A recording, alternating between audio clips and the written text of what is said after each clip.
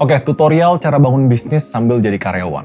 Nggak usah basa-basi, step pertama adalah tentuin kapasitas kalian. Gue akan kategoriin jadi 3 kapasitas, yaitu time, energy, and money. Tiap orang tuh punya privilege masing-masing, tapi daripada kita menyalahkan orang yang lebih punya banyak uang, lebih punya banyak energi, kita mendingan adjust strategi kita berdasarkan apa yang kita punya. Tapi kalau misalnya kalian nonton video ini dan belum nonton video gue sebelumnya, ada beberapa topik termasuk gimana cara side hustle dengan gaji UMR, gimana cara kita ngatur uang sebagai karyawan. Biasanya itu fundamental yang kalau bisa ditonton dulu sebelum kesini, karena bangun bisnis itu beda dengan ngebangun freelance sambil side hustle. Oke, daripada basa-basi, kenapa video ini gue bikin berbeda dibanding yang gimana cara freelance atau gimana cara side hustle sambil kalian kerja? Realitanya, bedanya dengan ngebangun bisnis dan nge-freelance sambil kerja adalah kita balik lagi ke definisi bisnis. Bisnis itu ada 3 komponen. Sebuah organisasi yang mencari profit atau laba dengan menjual barang atau jasa.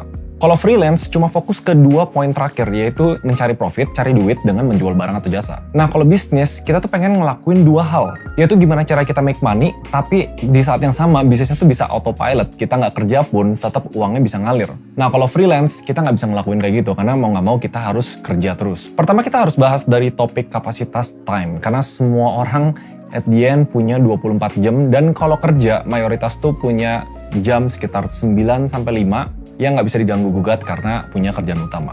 Dan itu sebenarnya nggak salah. Cuma satu hal yang pasti, kalau misalnya kita mau mulai bisnis, kita harus punya waktu. Kalau ada yang alasan, aduh nggak ada waktu, sebenarnya kita harus create waktu. Karena pasti kebanyakan orang tuh banyak habis kerja nonton Netflix lah, atau jalan-jalan sama pacar lah, setiap hari, atau nggak setiap minggu adalah berapa jam kita komit. Di video dulu gue pernah bahas cara alokasi waktu. Simpelnya,